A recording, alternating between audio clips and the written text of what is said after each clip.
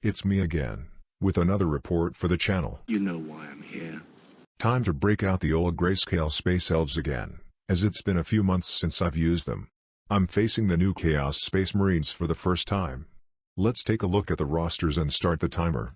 Oh, something a bit different for the roster music this time too. This ought to be good. Hi, my name is... What? My name is... My name is... Chicka. P-O-D. Hi. My name is... What? My name is... My name is... Chicka. P-O-D. Hi kids, do you like bat reps? Wanna see me fail easy charges and 2+ stat checks? Wanna copy me and do exactly like I did? Fight nids and get fucked up worse than the prices? My paint set's gray. I'm trying to get my list straight, but I can't figure out if I'm going Hail of Doom or Ulthwe. And GW said, POD, you were grognard. Nuh-uh. Then what's with all the skull white instead of white scar? Well, since age 12, I've played with the Space Elves, Base Rims Goblin Green and Mithril Silver Face Helms. Got pissed off and ripped Magnus's weird nips off. I ain't never thinning my paints, give me the thick sauce. Hi. My name is... What? My name is... My name is... Chicka. P-O-D. Hi. My name is... What? My name is... My name is... Chicka. P-O-D. It's the most idiotic thing I've ever heard. Regardless of Johnny's rotten opinion, I'm gonna upload a full version of the song in a day or two. Anyway, onto the mission stats. We're playing Tide of Conviction, and for secondaries I take R&D, Scry, and Assassinate, while Chaos takes Psychic Interrogation, Banners, and the Long War. Here's deployment. A note on the terrain. For convenience and a bit more protection, we're playing the whole base of each terrain piece as obscuring, except for the large central piece, which is itself obscuring, but its base does nothing except provide cover. Otherwise it's just too massive of an obscuring footprint. My right flank contains the Hemlock, my casters, Hawks, Avatar, and one prism are in the center, and the other prism and the Shining Spears are on the right. The Warp Spiders, the Falcon containing the Fire Dragons, and Asherman are in Deep Strike. I paid a CP to Deep Strike Asherman on his own. Across the table, Abaddon and the Tentermes are positioned slightly left of center, with cultists in front. The Demon Prince, one Crawler, and Obliterators are in the center, and the second Crawler, the Possessed, and the Dreadnought are on the right. Only the Raptors are in Deep Strike. Chaos get the first turn. Here are my fate dice for the battle round. He moves up with most things, and the rightmost Venom Crawler pushes right up, as it can then just about see the back of one of the Shining Spears. Terrific.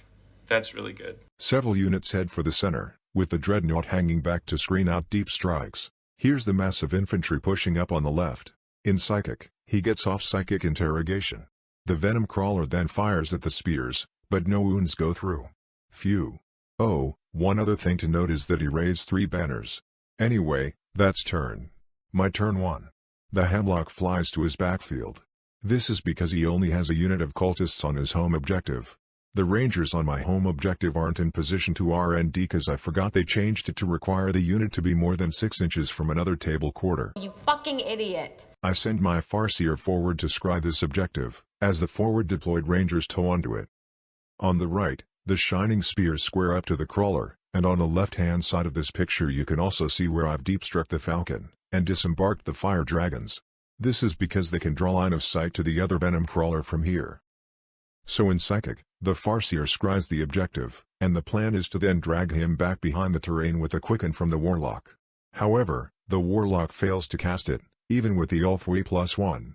No biggie, I CP reroll. Another fail. Oh, fiddlesticks. The Hemlock then manages to smite a few cultists. Anyway, shooting goes better than Psychic. The Hemlock tries to wipe out the cultists and thus leave the home objective empty, but a couple survive. However, both Venom Crawlers are destroyed thanks to the Fire Prisms, Fire Dragons, and Shining Spears. Over here, a slight salvage is made, too, as the Rangers battle focus forward a bit, and the Farseer battle focuses back behind them. The Hawks fuck off back to my home objective after killing a bunch of the cultists screen. They go around the block, they come back, they go around again. Chaos turn 2. Here are my fate dice. The left flank waddles forwards, with the Obliterators remaining central and the Dreadnought on the right still hanging back. The right flank gets scary, with the Demon Prince able to get right up in my grill, the Possessed within striking distance, and the Raptors deep striking down too. In Psychic, he tries for a Psychic Interrogation again and rolls high.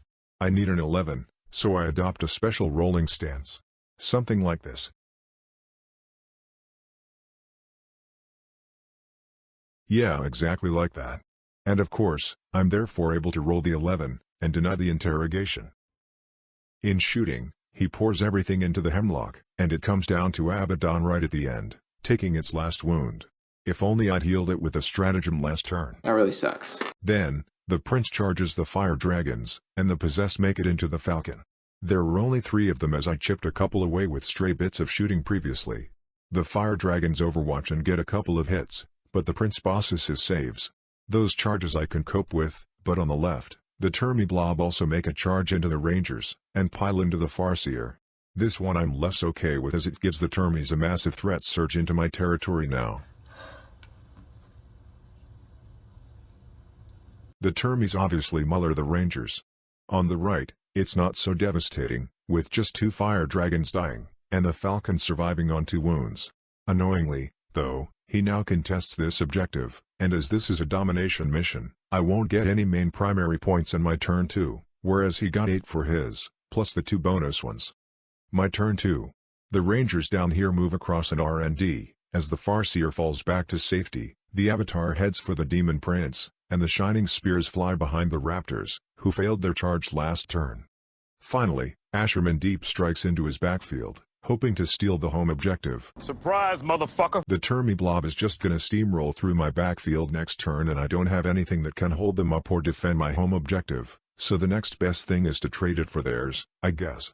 I don't have a picture of my fate dice, but I did get a charge dice, to help Asherman's charge.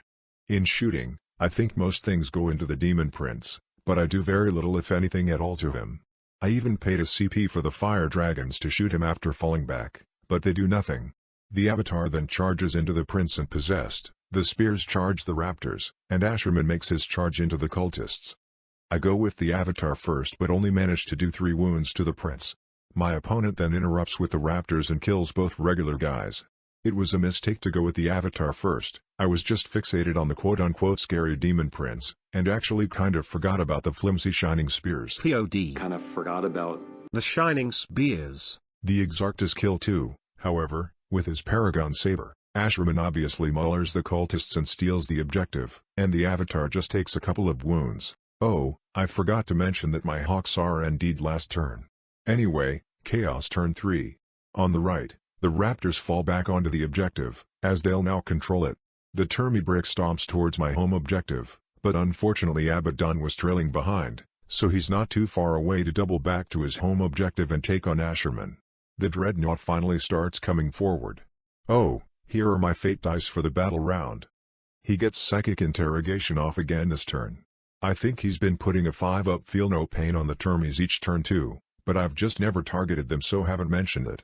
In shooting, he destroys the exposed fire prism, and it explodes, doing a fair few mortal wounds to my nearby units, as well as some to his possessed and demon prince, and the wounded falcon is also caught in the explosion and is destroyed. You gotta be kidding me. In combat, Abby charges and does his 3 wounds to Asherman. I honestly can't remember if Asherman managed to do 3 back. The Avatar finally slays the bastarding demon prince, and over here, the Termis make their charge into the rangers through the terrain, kill them, and manage to get onto my home objective. That's just fucking great, man! Now what the fuck are we supposed to do? With the loss of my home objective, and Chaos still controlling the right objective, I get no primaries in my turn 3. Well shit. Ooh, actually, I just realized, Asherman still controls the enemy home objective. That's actually 2 points for me that I didn't record. Wow, that will make all the difference. My warp spiders come down in the top right corner and successfully R&D. I move enough models onto this objective so that after a smite from my warlock kills one of the possessed, my Farseer can scry it for another 3 points. The Avatar then charges and mullers the remaining raptors. Doesn't look like I do much or anything in shooting this turn. Time for Abby vs Asherman. Here's Abby's hit roll. 6s explode, so yes, that's 14 hits from 8 attacks. This easily slays Asherman, but I managed to resurrect him. Unfortunately, coming back as close as possible but not in engagement range pushes me off the objective. Well, shit! Chaos turn 4. I'm sure you've been able to work out for yourself that things have been hopeless for the Eldar for a while now. I've been pushed back to this one rightmost objective and scored terribly on primaries, whilst Chaos have seized the rest of the board unchallenged and also been reaping a fair few points for banners too.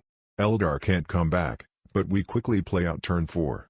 Abby puts Asherman in the ground for good, the Dreadnought charges the Avatar but gets swatted aside and leaves him on 5 wounds, and these Termies straddle both objectives and raise another banner. In my turn 4, the Avatar heads for the Obliterators, charges, kills 2, and the retaliation leaves him on 1 wound remaining. With that, we call the game, and the 10-minute timer already ran out anyway. Whoopsie. Let's take a look at the scores at the end of turn 4, then. So Chaos have a massive lead, 65-38, due to the huge disparity in primary scores. I did a bit of mental calculation at the end to try and work out what they'd get at the end of turn 5, which will include way more points for banners and primaries etc., and they'd likely finish on about 85 points or so, whereas I'm pretty unlikely to score anything more. As far as I can see, I made 4 mechanical mistakes. Not R&D'ing in turn 1, allowing the Farseer to almost get caught in the open, allowing 2 of the Shining Spears to die to an interrupt, and leaving my backfield Rangers unnecessarily far forwards which gave the Termies an easy charge in turn 3. Other than that, my plan of completely ignoring the Terminators just didn't work, but I know how horrifically difficult they are to shift with the Black Rune, Feel No Pain, and Resurrection, so I was worried about pouring everything into them, coming up short, and then getting mullered by the rest of the army. But as they eventually got into a position to straddle 2 objectives uncontested, it then proved impossible for me to stop Chaos running away with the primaries. Additionally, once they threatened my home objective, I couldn't see a way to reliably claim 2 objectives with my comparatively fragile units. I knew the Termies would be tough to shift at range, but I've just looked through their datasheet properly for the first time and I'm wondering whether the Avatar could have done a decent job against them. They don't actually seem that scary in combat, and he'd still be wounding them on 3s, taking them to their invuln, and likely killing 1 with every wound, even if they had a Feel No Pain. Anyway, a fun game nevertheless, against a great opponent. That's enough rambling for one report, so, if you enjoyed it, please consider liking, commenting, and subscribing. If you didn't, that's okay too. Just kidding, that's not allowed.